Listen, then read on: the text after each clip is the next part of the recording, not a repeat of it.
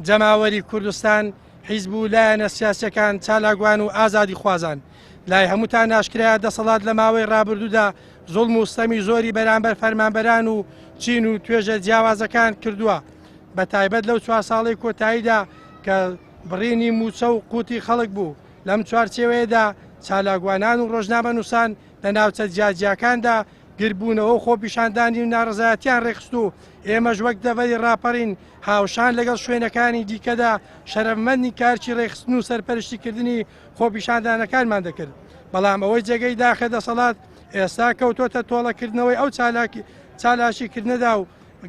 لە ڕێگەی گرتن و بە سزادان و دەرکردن و نابڕاوکردن و لێدان و ڕفاندنی نەک چالاکوانان بەڵکو و کەس و کارەکانیشان و بەشداربانی خۆپیشاندانەکانیان دواترین کاری دەسەڵات ڕفاندنی ڕاهین یاسین عەبدوڵڵایە کوڕی مامۆستا یاسین چالاکوانی دیاری خۆپیشاندانەکان لە شاری هەولێر کە دوای لێدان و سزادان و ئیهانەکردن و پاشان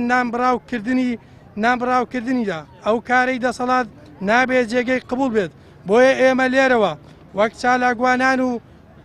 ئازادی خوازانی دەڤەی ڕاپەڕین بە توندی ئەو کارەی دەسەڵات ئیدانە دەکەین و داواکارین هەرچی زووە دادگا و پۆلیس بارکی خۆیان هەستن و لیژنەی مافی مرۆڤی پەرلەمان و دەستەی مافی مرۆڤی حکوومەتی هەرێمی کوردستان بەکاری خۆیان هەستن و تاوانباران سزا بدرێن کاری لەو شێوەیە دووبارە نەبێتەوە و ئەوەی ئێمە کردومانە تەنها داواکردنی مافی خۆمانە و ئەو خەڵکە بووە بەو جۆرە کارەی دەسەڵات ساردمان ناکاتەوە و بەڵکو و مکوڕ دەبین تا زیاتر داواکان و مافەکانی خۆمان بەدەست بێنین